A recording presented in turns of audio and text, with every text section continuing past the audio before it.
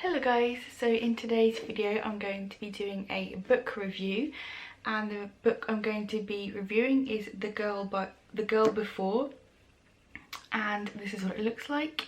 It is by J.P. Delaney, which I've heard, I was just reading on Goodreads, this is a pseudonym for someone else, but I'm not sure who this person is. So if anyone knows, then please leave that in the comments down below, that would be really interesting. But I wanted to talk about this book because it was in a stack of thrillers that I bought recently, well, during lockdown, from my local Tesco. I went and I knew nothing about any of these books. I think I've got a video up about it. They were all brand new thrillers out and I grabbed a load of them. I think I grabbed 5 and I've read 3 of them so far. And the 3 that I have read I've really enjoyed, and that includes this one. Now this one I've seen on Goodreads, it's got a pretty good rating. It is like a 3.6 star rating on Goodreads as far as I am aware. Yeah, 3.69 stars on Goodreads. And the reviews that I saw that were positive were really positive, but the people that I saw wrote negative reviews are really negative.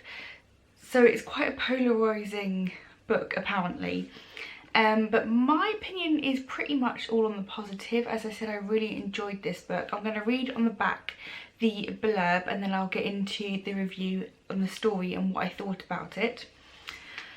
So on the back here it says, Jane stumbles upon a rental opportunity of a lifetime, a chance to live the life of an ultra minimalist house designed by an enigmatic architect on the condition she abides by a list of exciting rules.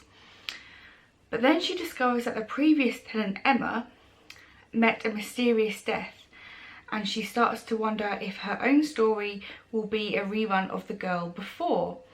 So this book is split between 2 women, Jane and Emma, and the chapters, it goes back and forth between the 2 women, and they're literally listed as Jane is now and then Emma is then. So it just goes back before then and now, then and now. And I found it to be quite interesting storytelling that way because, well, I'll talk a little bit about the house first and then I'll get into the story. So both of these women decided to come and live in this house, which, as it says on the back, is ultra minimalist. It literally has barely anything, barely any furniture.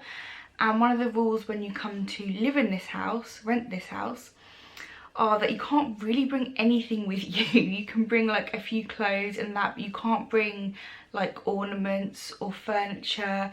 Even books were banned. You can't bring anything with you. You can't bring anything that will change the interior of the house. You can't redecorate, nothing. There is a huge list of really strict rules in order to get into this house. And the reason why both of these women want to move into this house, because this house is definitely not for everyone. I definitely could not live there.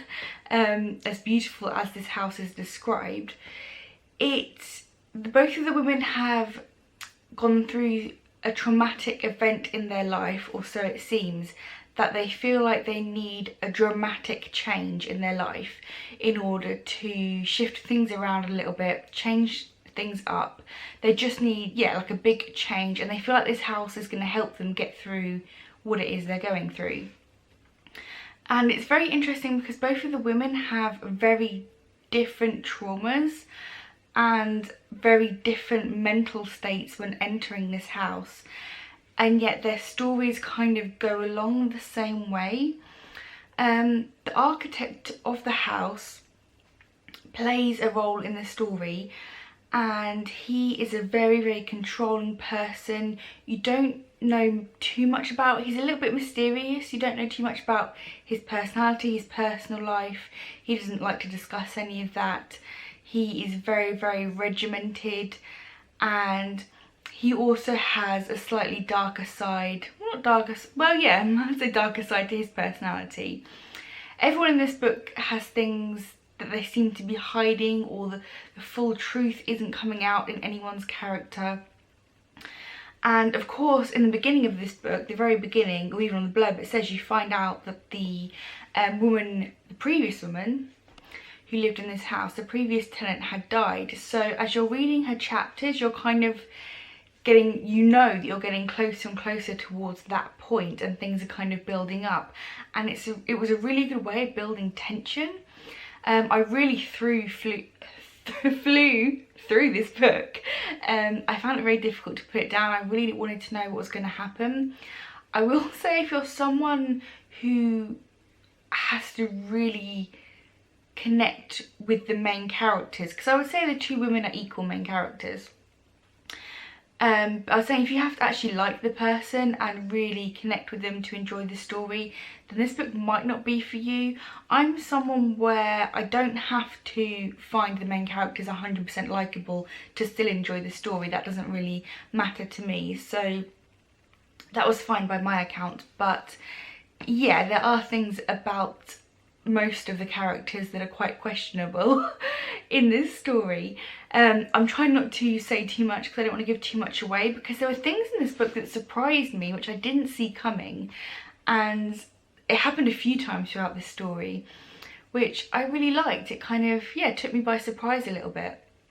So I would definitely recommend this if you're looking for a good thriller. I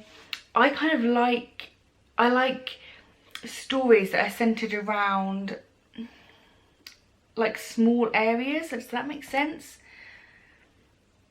What's it called, where it's, I can't remember what the name of it is called, but stories that are in a certain enclosed area, if that makes sense. So most of this story centers around being inside this house, which starts off being this, you know, thing that's going to change their lives, and it's just amazing piece of architecture and art. And then as the story goes on, it just has more of a sinister kind of feel to its house, very clinical. The whole house is controlled through an app, which is a huge alarm bells for me, because technology breaks all the time, so I would not trust living in a house that is solely controlled through an app. But literally everything, the lighting, the heating, the internet, it has its own little internet system. Even getting in and out of the house, there's no actual key to the house, it's just an app on your phone, and it recognises as you walk into the door, which in itself is very creepy. But yeah, it was just all very interesting. It was just written quite well. Now, the negative reviews I saw for this book were a lot of people were comparing it to Gone Girl, and how they thought it was kind of along that kind of bandwagon of storylines. And I have to say, I haven't read Gone Girl or seen the film, so take of that what you will. Just know that maybe if you have seen Gone Girl, you might see some similarities towards this, I'm guessing. They were comparing it to, yeah, Gone Girl and Girl on a Train. Oh no, I think I have seen Gone Girl, the film.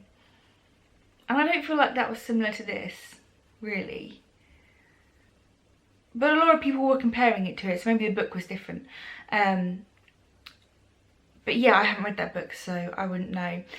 And another thing, people were comparing it to randomly on Goodreads. Several people compared The Architect to a likening to Christian Grey from 50 Shades of Grey books. And I read the first one, I didn't enjoy it. And I actually disagree with that comment on Goodreads, because he obviously has an obsessive compulsive disorder, or OCD disorder.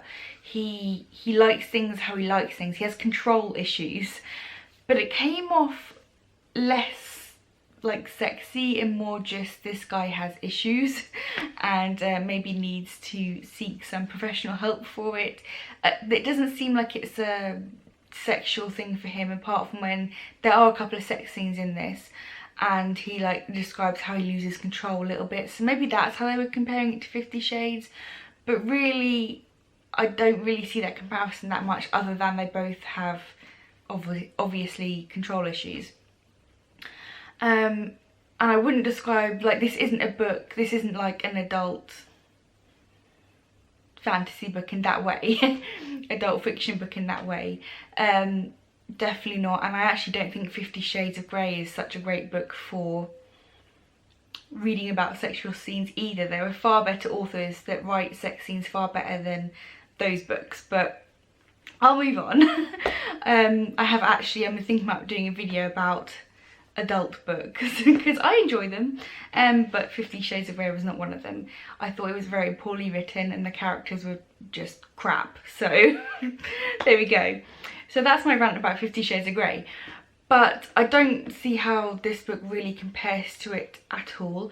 But a lot of the reviews I saw were 4 to 5 star on Goodreads, so a lot of people did agree that it was a pretty thrilling thriller. I enjoyed it. I did feel, I felt for Jane. I really liked Jane as a character.